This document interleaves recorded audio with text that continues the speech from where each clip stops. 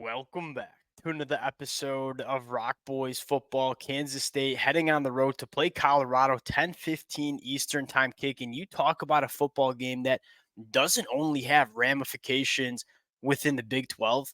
I mean, you're looking at a game that has legitimate college football playoff ramifications. And, I think a lot of the national media is starting to come around to this Colorado team in 2024. Now, it took them a little bit. There's no doubt about it. But what Colorado did heading on the road to play UCF and showing what they can do against one of the best rushing attacks that we see in the country, that suddenly answered, I think, a lot of question marks that people had about Colorado. And I think that's the biggest storyline if you're a Colorado fan. Last year, this game would have scared you. The question would be, can we stop Kansas State from just running the football pretty much the entire game in 2023? If you're a Colorado fan in 2024, this has been a defense that, look, I don't think people give enough respect for what Coach Prime did in the transfer portal, specifically in the front seven of this Colorado defense. I think they have a ton more firepower in terms of dealing with this Kansas State rushing attack. Want to look into a couple key matchups and a key storylines for this Colorado program heading into this matchup. Now, before we get into it, as always, whether you're a Colorado fan, whether you're a Kansas State fan, let it fly in the comment section. I think there are a ton of different ways that you could look at this football game. I think there's a ton of ways that you could predict this football game. Would love to hear from you guys in the comment section. If you all do enjoy the content, consider subscribing to the channel. Without further ado, let's get into this one. And I think we got to start with how much better Colorado is at stopping the run than they were in 2023. And I think it starts with the linebacker play. And I think it's going to start with my guy, Nikai Green, coming over from Charlotte. Now, I say he's my guy because I'm a Michigan fan. I remember Nikai Green was a good football player at Michigan. The Colorado fans that have been rocking with the boys going back to the offseason when Nikai Green committed to Colorado, we kind of circled that one. Like, this kid can play, and he certainly has playing damn good football for Colorado to start 2024. 15 run stops, that's top 30 in the country. You take a look at the average depth of tackle, 2.6 yards down the field. A lot of times last year, Colorado linebackers, I wouldn't say they seemed lost, but they were catching a lot. They weren't really firing downhill. They weren't making their plays at or behind the line of scrimmage. That has changed not only Nikai Green, but Levante Bentley.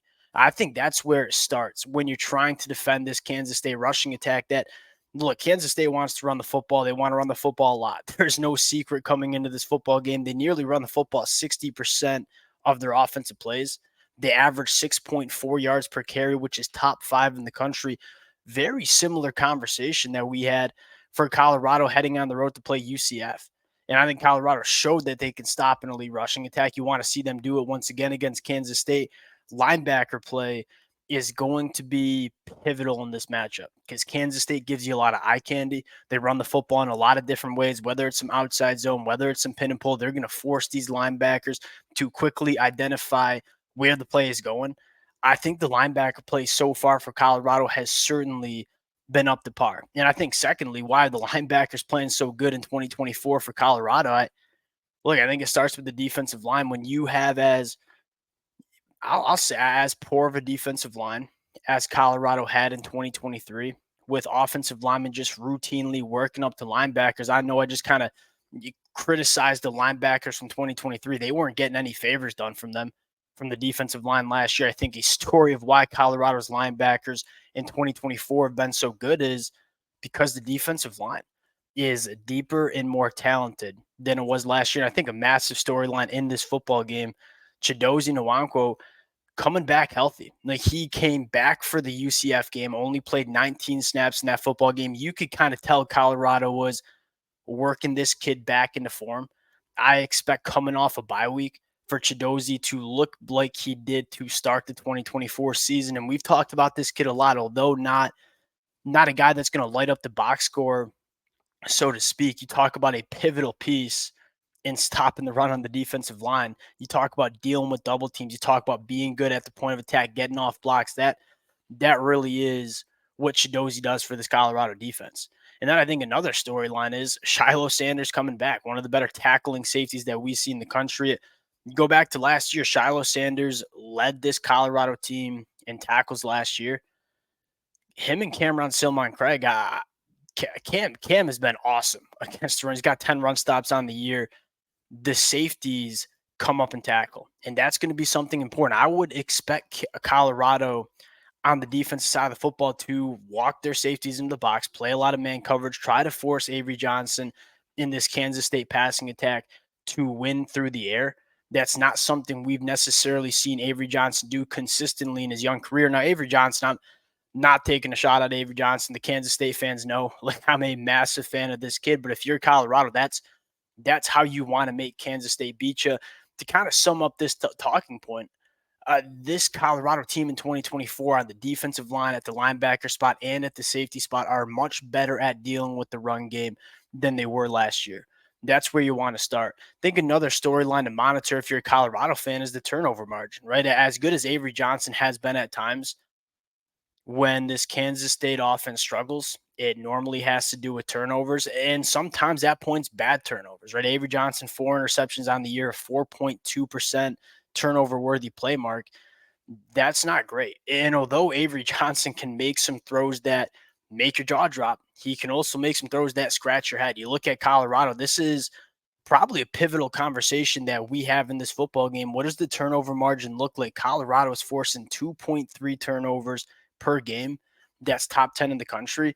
When we saw Kansas State struggle, most notably on the road at BYU, night game as well, Kansas State was turning the football over, primarily a guy like Avery Johnson. If you're Colorado, can you force some of those game-changing turnovers? And I think having Shiloh Sanders back, who had 1 interception, but also 4 forced fumbles last year, that certainly helps. So I'm looking at the turnover margin as well as potentially being something that, Colorado can get after in this football game coming up Saturday night. Now, you flip to the offensive side of the football. I think there's really two things you're looking at for Colorado, and I think it's first the explosive passing attack. When Kansas State's defense has struggled, primarily against a team like Tulane, they were giving up explosive play after explosive play in the passing attack. Now, you look at Shiloh Sanders, he's been great. Where he really has been great has been pushing the ball down the field, 20 plus yards down the football field. These are some ludicrous numbers. A 96 PFF grade, pushing 20 plus yards down the field, completing nearly 50% of his footballs, 7 touchdowns, 0 interceptions. There's not many quarterbacks in the country that have graded out better, pushing the ball down the field, hitting explosive plays than Colorado in this passing attack. Not only Shiloh Sanders, but you have some guys that can make plays down the field. Now, obviously, Travis Hunter kind of headlines that wide receiver room. What I'm looking at is Will Sheppard. And you talk about why Colorado brought Will Sheppard in. They wanted him to work vertically down the field. That is exactly what he's brought to Colorado coming from Vanderbilt. Last year, you felt like a lot of the wide receivers for Colorado were just short, intermediate route tree kind of guys, right? Travis Hunter, Jimmy Horn, Xavier Weaver. This year, they brought in Will Sheppard, who goes 6'3", 200 plus pounds, who excels working vertically. And it's kind of unlocked that deeper third that Colorado didn't access as well as you would have liked in 2023. So you're looking at a secondary that at times has struggled stopping the explosive play against the Colorado offense that knows how to push the ball down the field and has quarterbacks and wide receivers that can make that happen. Last storyline, and potentially the biggest storyline in this game is where has Colorado historically, just this season at least, struggled on offense? It's when they have defensive lines that give them fits up front. Couple big storylines. One, Colorado has shooken up shooken up the offensive line. They got Phillip Houston playing at right tackle.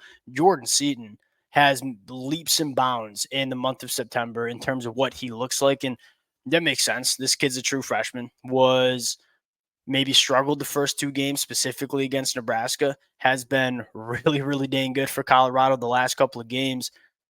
Shaking up the offensive line has certainly helped Colorado, but I also look at this and say, does Kansas State have the dudes to really impact this Colorado offensive line? That's probably the question. You look at Kansas State, they don't have a pass rusher that has over 10 quarterback hurries on the year. Now, Kansas State kind of runs a unique defense where they're going to bring a lot of guys from different places. I think the biggest thing for Colorado here is the communication and chemistry, and this is where I think coming off a bye might really help. Now, you've had 2 weeks to really dig into this Kansas State team. How do they want to get after the passer? Where do the blitzes come from? How are we going to pick it up? I think that Colorado having that extra week to prepare for this Kansas State defense that gives you a lot of different looks, I think is massive. The only game we've seen Colorado's offense really struggle in was against Nebraska, where they just couldn't block Nebraska up. The change in the offensive line, getting a little healthier on the offensive line, but I think most importantly, having 2 weeks to prepare for what Kansas State's going to want to do, I think certainly helps. Coupled that by, I think we just have question marks about how good this Kansas State pass rush is coming into this matchup. There's a couple of reasons for Colorado fans to have a lot of optimism heading into this football game. It's going to be one of the best environments that we see in all of college football. I'm certainly fired up, going to have a cup of coffee ready to watch this football game.